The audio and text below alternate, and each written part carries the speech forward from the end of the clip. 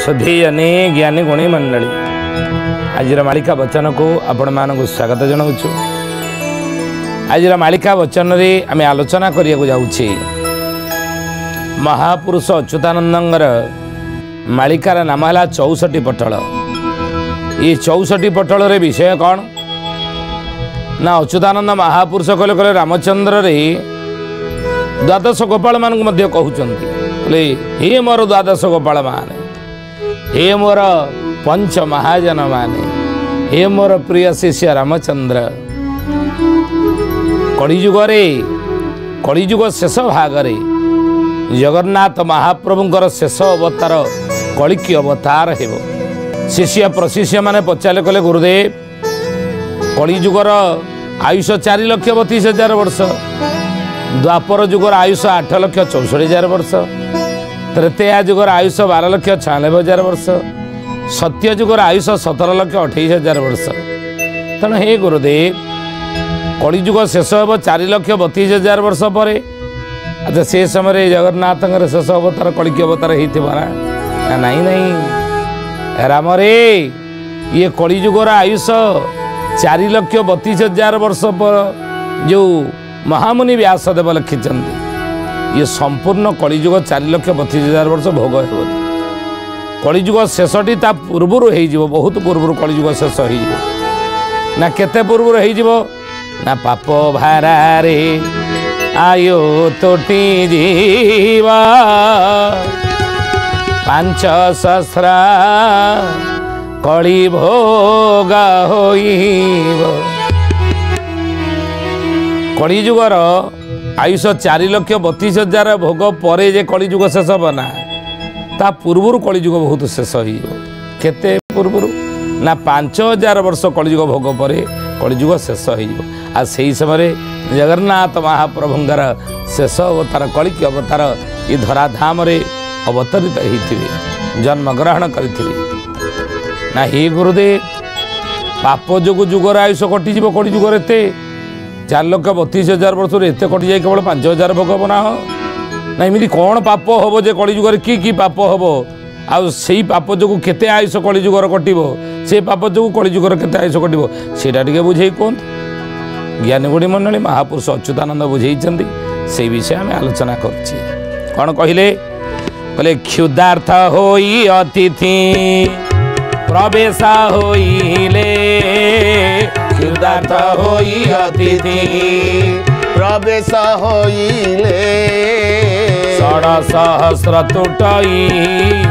अर्ण न जाचिले, अर्ण न जाचिले बाबू, अर्ण न जाचिले, अर्ण न जाचिले बाबू, अर्ण न जाचिले। क्षुदार्थ होई अतिथि प्रवेश होइले। क्षुदार्थ ही भोकिला है जड़े अतिथि घर को प्रवेश कले आ से आजिकल आपण देखो अतिथि सत्कार क्या अच्छी अतिथि सत्कार कड़ा अच्छी हाँ आम घर को बंधुबांधव कुणिया आइले आम सत्कार करने आपको अतिथि कहते। अतिथि क्या आम कहवा ना अतिथि हाँ आमर कुणिया मैत्र आसवे आम बाहाघर को आसुन कि व्रत घर को आसुन पुनई पर्व को आसुन आमको फोन करोगाजोग कर बुझल मुझे बस रे बाहरली कि मोटरसाइकेल बाहरली कि कार बसिक बाहरली तुम घरे ये सका 9टा बेले बाहरली अति बेस 8टा भितर पहुँची आम तो प्रस्तुत ही रोचे नाई नाई मामू आसवे कि माई आसवे कि ज्वाई पुआ आसवे कि बंधुवर्ग आसवे आम खबर पाइले तो प्रस्तुत ही रहा रंधा बड़ा ये सब व्यवस्था करती नहीं अतिथि सत्कार किंतु महापुरुष कौन नाई नाई अतिथि कहते ना ना अतिथि किए ना अतिथि जी आसबार तिथि समय बेल काल आमको जना नमको जना नए आम पूर्व प्रस्तुति हो ना हठात कि आसी घरे पहुँची गले भोकिला अवस्था अच्छा आम जदि घरे आम केवल आम परिवार पे रोषे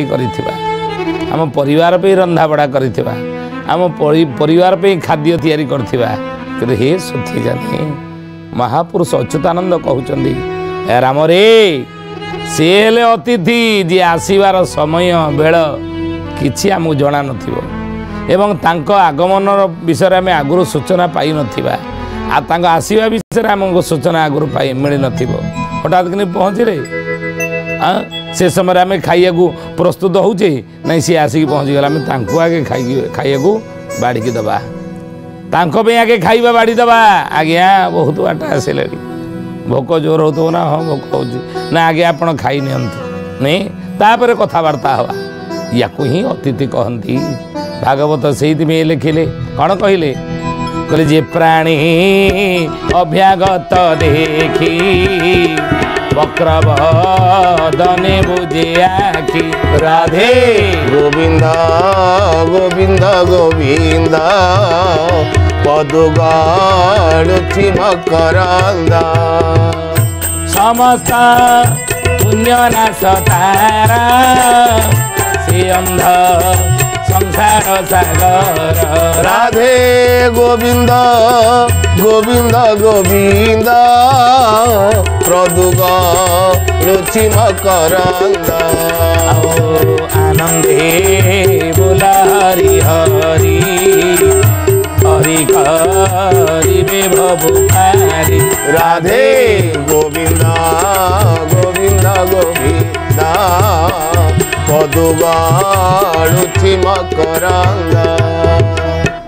जे प्राणी अभ्यागत देखी वक्र वदने बुझे आखि आजिकल भारी हुशियारी आम नहीं जड़े अतिथि आसूची नहीं जाकि पहुँचब जाओ अमुकी बाबू घर जाऊँ बड़ लोक सी आ दोताला बिल्डिंग तांकर चारिपट मेघनाथ बरिया पाचेरे तांकर चारिपट अच्छी घर चारिपटे आ जाऊँगी तांकरी घर को जी पानी पीबी टी कौन टी खाइया देवे बड़ बड़ लोक ना दान पुण्य किसी जानी गेट पाखे पहुँचले देखिले गोटे 35 फुटिया बा 15 फुटिया गोटे गेट लगाई कि तादर नजर पड़गला गोटे नेम प्लेट मराई कौन ना डॉक्टर अमुखी त्रिपाठी MBBS इंग्लैंड अमेरिका फेरंता तले लिखा जाए कौन ना कुकुर प्रति सावधान कुकुर प्रति सावधान आ सेठी बंद हो गला सेठी शोष बंद भोक मध्य बंद बोपा यांकर कुकुर रखी आउ कहीं गेट ठक ठक करिया भीतर कुकुर रखी जी ना ना हुशियारी लोक आम भारी हुशियार आगुरी बहुत सावधान होइजे कुकुर प्रति घरे थाऊ बा न थाऊ कुकुर किंतु गेट रे मारदे कुकुर चिन्ह करके लिखि कुकुर प्रति सावधान आउ पचारिया किए कहीं जीव नुहे तेणु ही शुद्धि जन भागवत कहले समस्त पुण्य नाश तार से अंध संसार सागर घर को अतिथि आसी खाली हाथ में जदि फेरीगले उपास भोकर जदि फेरीगले ना